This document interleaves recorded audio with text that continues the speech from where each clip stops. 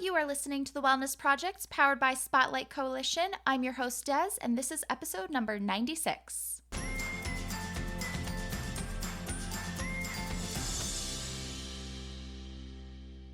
Lately, I've been feeling overwhelmed and stressed by just the amount of stuff that I have and just the amount of stuff in my house that doesn't really have a place to go.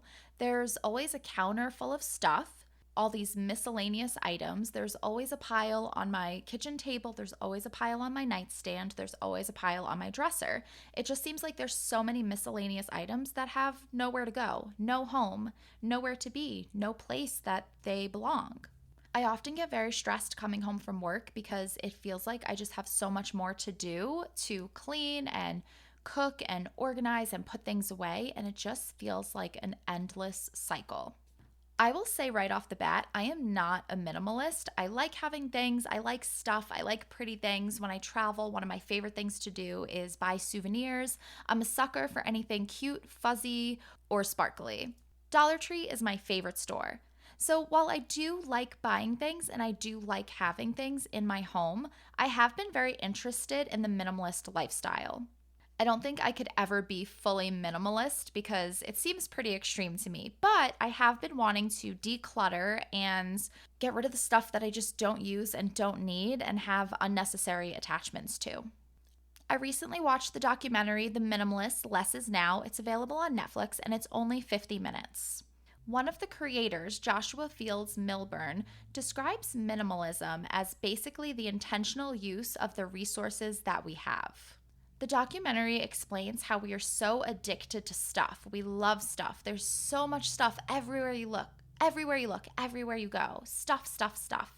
When I was an undergrad in college, I worked at Macy's part-time, and I would just look around the store, and I couldn't believe how many clothes there were, how many pillows, how much jewelry. And this was just one store in one mall, in one state, in one country. It was unreal to me how much stuff there was everywhere. Who needs all this stuff? Why is all of it here? And sadly, a lot of it ends up in the dumpster.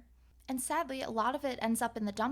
we learned from Rebecca Mabbitt that I interviewed. She's the founder of the app Our Reflections. That is episode number 48, how she talks about the fashion industry is one of the biggest polluters in the world. I will link that episode in the show notes. If this interests you, definitely go listen to that episode. I think in today's world, our happiness is very much tied to physical things, physical products, and that's how advertising works. If I have this, I'll feel happy. Advertisements, if you have this, you'll be happier. If you have this, you'll laugh more. If you have this, you'll have more friends. If you have this, it'll make you feel good about yourself. If you have this, you'll be prettier. They're trying to sell us happiness. But unfortunately, shopping does give us a little bit of a dopamine rush. That's why a lot of people will, quote unquote, go for retail therapy. When they're having a bad day, they'll go shopping because it makes us feel good to buy new things. It's exciting. They explain in the documentary that as we get more space, we fill it with more things. And as we get more things, we need more space, which is a vicious, never-ending cycle. And I realized this when I bought my house. It's 2.5 bedrooms with a large living room and an indoor patio. All these rooms need to be filled with furniture. We spend thousands of dollars on furniture, and we barely ever use the living room. We never sit on those 3 couches that we have. Minimalism is being intentional with what we buy and what we use and what we have in our space, in our environment. What actually makes us happy? Experiences, spending time outside, spending time with loved ones, community. Those are what makes us happy.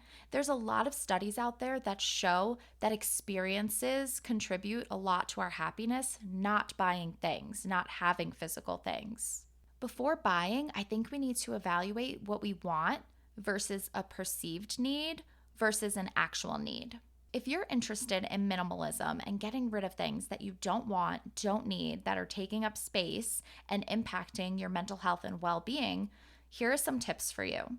Start small. You can look around your space and feel completely overwhelmed by it. Pick one section in your home at a time. Maybe focus on your closet first, or focus on a dresser first, or focus on a cabinet first. Start off small and pick one section, and once you're done with that section, then you can move on to a new section. I must admit, after watching the Minimalists documentary, I tore through my house. I went through every room, every drawer, every cabinet. I left no stone unturned. And it actually made me feel really good. I've been looking around my house and it just feels lighter. It feels nice. It feels less cluttered, and there's so much more that I want to go through, but I'm trying to take it slow. I think I need to go through my huge pile before I go through more. I want to leave you today with a challenge. If you are interested in minimalism, try to get rid of one thing every day for the next 30 days. That is my challenge for you, and that is a challenge they mention in the Minimalists. I'm really excited because next week I interview Krista Lockwood about decluttering. She helps people declutter their homes without becoming a full-blown minimalist so they can have enough stuff but not feel constantly overwhelmed. And she shares her story with how she got into decluttering and how she and her family moved from Alaska to Florida with one suitcase each. It was such a great conversation. I can't wait for you to hear it. It inspired me so much. Krista gives so many amazing tips. And she really helps with that mindset that I struggle with, that I can't give this away because I might need it one day. I can't give this away because someone a long time ago gave it to me as a gift, and I hold a lot of guilt over that. So speaking to her really helped to shift my mindset. Can't wait for you to hear my conversation with Krista. I hope you have a great week, and I will see you then.